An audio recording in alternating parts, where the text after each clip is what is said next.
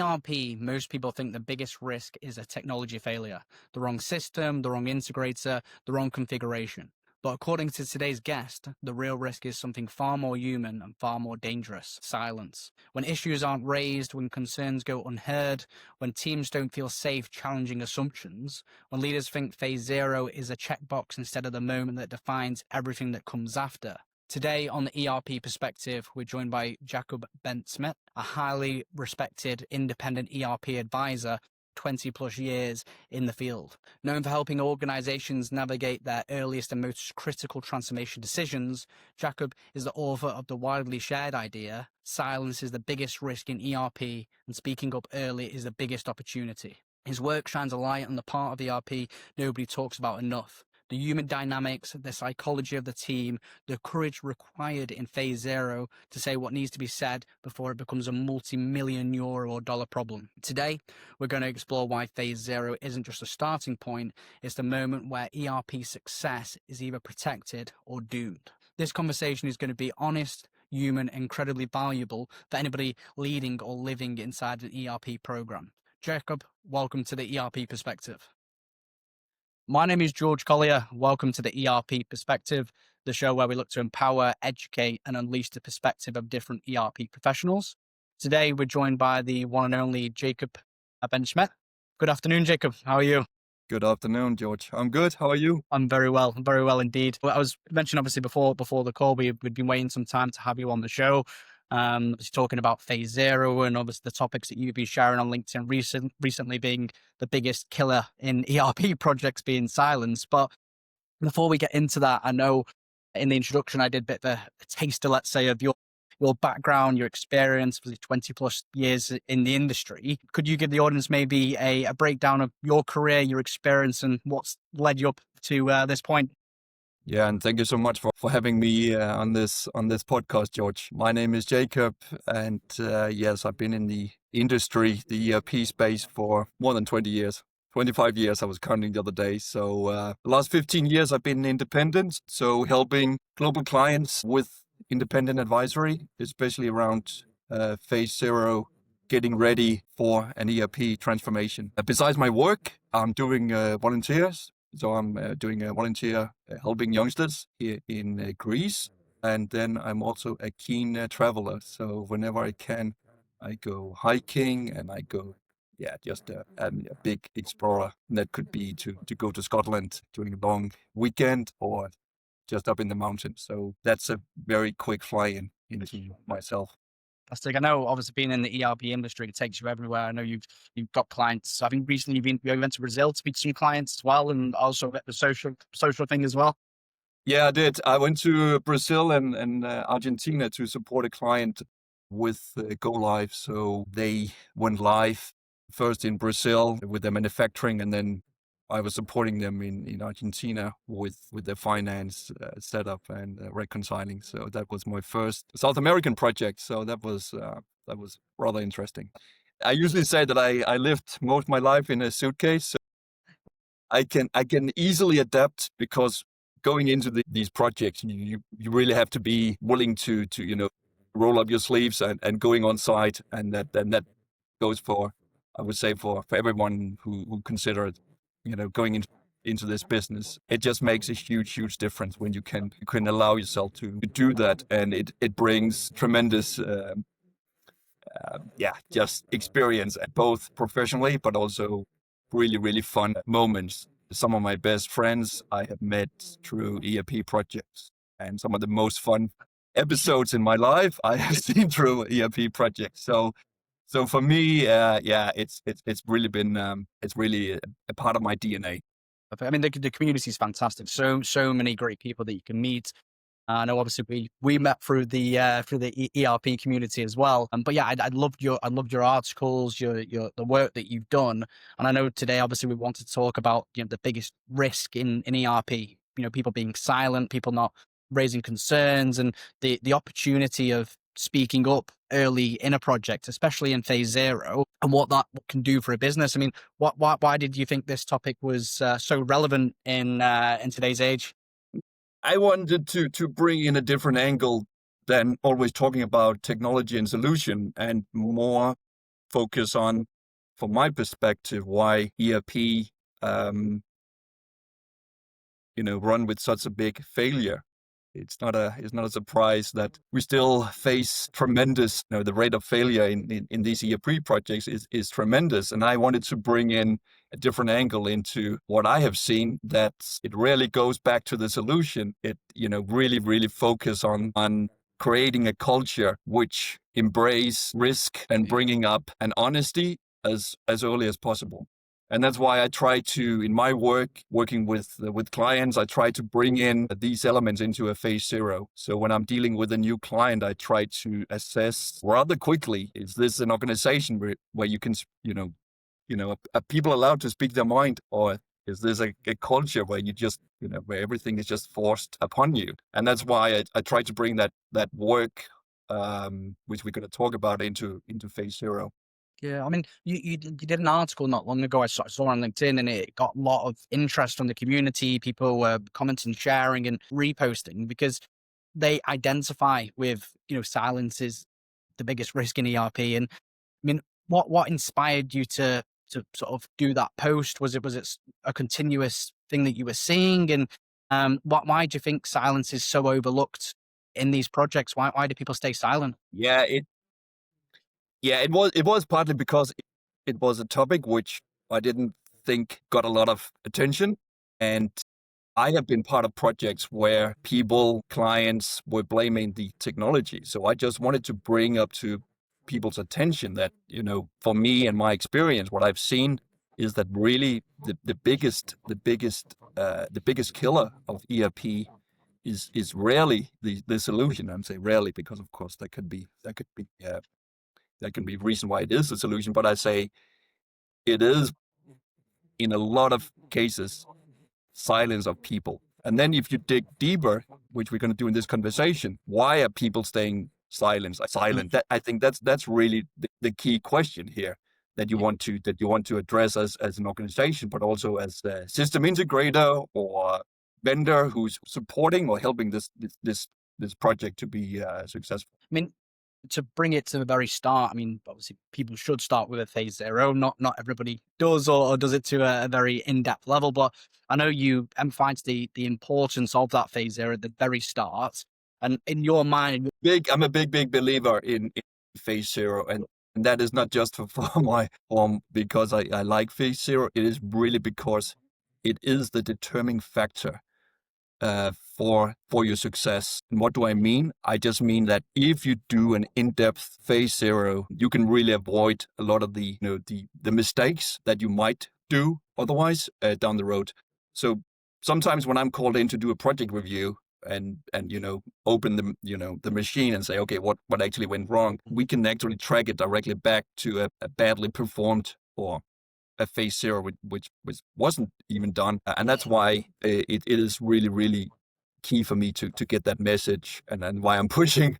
And you see so many posts around the phase zero. Yeah. And what would you say is supposed to happen in a phase zero? And what are you seeing that businesses are currently doing, if they're doing it at all? Yeah. So the phase zero for me is a broad, pre getting ready, I would say, getting ready for your transformation. So we go in and look very much at your business strategy. We go in and look at your current pains. We don't go in and look at your current future solutions, you would say, but you go in and evaluate what do you want to be as an organization within the next couple of years, and what's the maturity. And then we come back to the silence. What is the maturity of your organization? So I usually say I want two major deliverables out of a phase zero. I want a high-level solution blueprint, and then I want another document which describes how ready are you as an organization, if that makes sense. So those two deliverables, those are absolutely key for phase zero. How do you find that information out? I know obviously you'll speak to different people and break down the organization at the different levels, but how can you personally tell when a business is ready, and what maybe red flags would you see in a business that think, hang on, we need to sort this out first before we do any type of implementation? Yeah, that's the output of a well-performed phase zero. I try to, in all the phase zeros I'm doing, I try to adjust it to the client's needs. So if the client is struggling already or have some pretty well-defined pains, that could be in data, that could be in processes, we try to get those up to the surface as quickly as possible. But I would also say, you said red flags, attention. If a client says, no, Jacob, why do we need a phase zero? We're just going to rush directly into solution selection and solution implementation. That's usually a very big flag for me, and tells something about the maturity of the organization. If the culture, or if the the people within the organization already say, okay, we're just going to do this, but we don't want to analyze the pre-work leading up to that. So it goes a lot into the culture of the organization, and this is not something I would say that you could just read in a book. This comes with experience, because you cannot just go in with a one size fits all. There's a lot of people saying, "Oh, Jacob, can you just send me 100 questions and then I can do a phase zero?" But it doesn't. Unfortunately, it doesn't work that way. You cannot just build an AI and saying, "Okay, ask me these 100 questions and then I have a well-defined phase zero."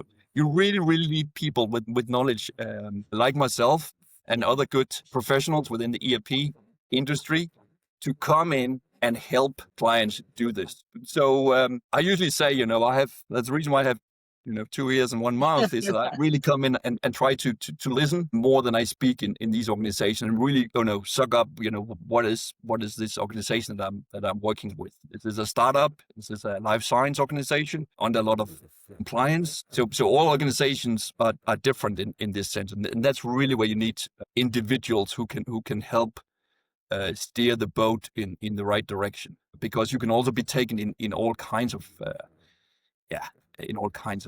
wrong, I would say, directions doing this I work. mean, from an ERP implementation, there can be a lot of risk. Obviously, doing a good phase zero can mitigate that risk and reduce that, and obviously have a contingency plan if something was to happen. But if people realized the success of your business is on the line, obviously there's some risks, but the success could be massive as well. I think people would take it a lot more seriously and think, we're not going to try this to do this quickly. We're not going to try to do this as cheap as possible. We want it to be a success, and see phase zero as a real investment in terms of doing an ERP project right. Yeah, that's I can totally agree with that. Why does this why is this such a hot topic to talk about it, and is that it's not something that just happens overnight. It's something which gradually builds up in a project, Mm. where you haven't set up your business, or I wouldn't use the word business, sorry, but the project for success, that you haven't discovered, okay, what kind of, do you embrace good news or bad news in the project? Is that a question that you have asked your project team? Mm. And one of the most, as I see it, one of the most dangerous assumption in ERP is that no news is good news, right? When people stay silent, I know it builds and it compounds over time.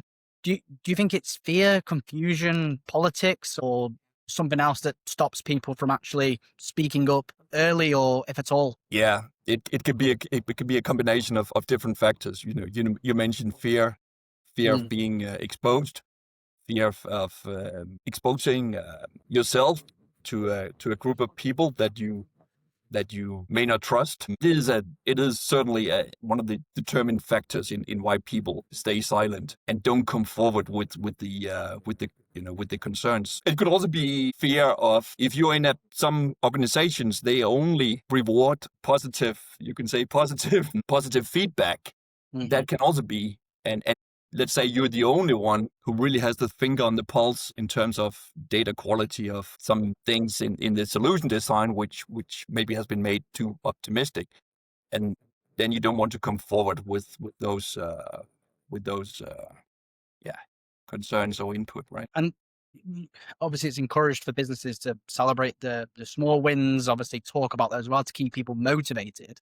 I mean, how can leaders, project sponsors, create an environment where it's safe and encouraged for teams to speak up before issues become critical? What can they do? You bring this on the table, and bring this as part of your phase zero. Ask the future project team, leadership team, how do we embrace bad news? Is that something we want to encourage people to bring forward, or is that something we want to put aside? So I put it as a question to the project team, but also to the leadership team that I'm working with, and really deep, debating this as something just to make people feel comfortable. Because in an ERP implementation, any project, there will be mistakes. And my answer is that we want to identify mistakes, corrections, without pointing fingers at people, but saying, okay, that's actually a lesson learned that we want to correct. We all know that if mistakes happen and no one says anything, it's just much more expensive to fix these mistakes down the road than if we create a culture where we actually embrace bad news. Is it about changing the culture, or is it about changing the approach and ask the question to people? I try to bring people together, either meeting them face to face and saying, okay, we want to embrace differences. We want to embrace if and when people see these things. So we want to create a culture where people can speak up freely.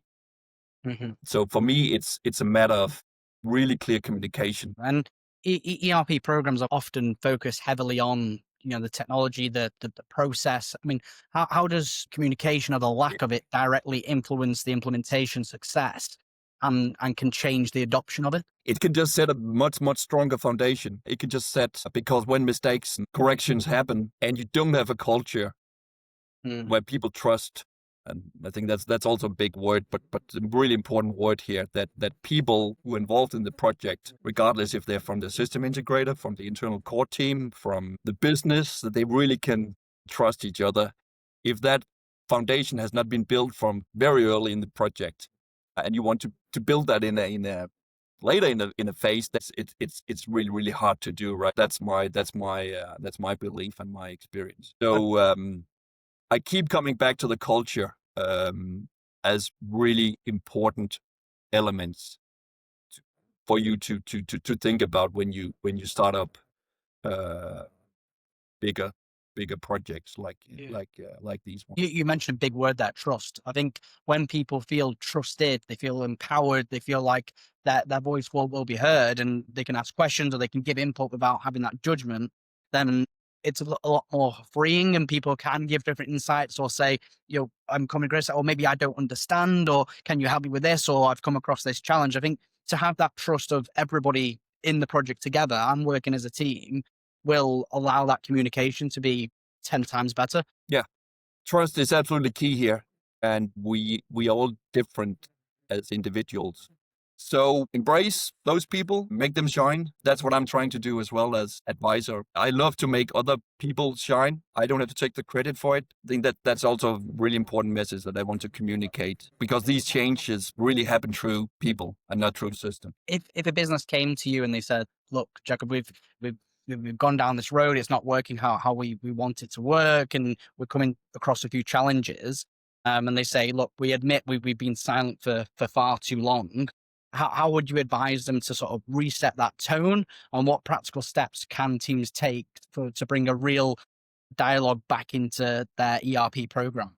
Yeah, so my advice would be to, first and foremost, to make sure that you want to bring people together and say, okay, what were the good things? What were the less good things that happened in this period of time? And then you want to communicate a new direction, which includes people to speak up freely. Furthermore, I would recommend an organization to do regular check-in with the project team, with the different stakeholders, to make sure that this is not just something you start doing for a week, 2 weeks, and then it fades off, but it's actually something which works long term. I've done projects like that where people bring in myself, and I help the project team to do a turnaround, either of a culture which hasn't done this, and then we try to set a new direction. So it's giving that freedom to people, and also allowing them to feel heard, coming to them and checking in with them and seeing how they're getting on, rather than just, has it been done yet? That transactional approach of,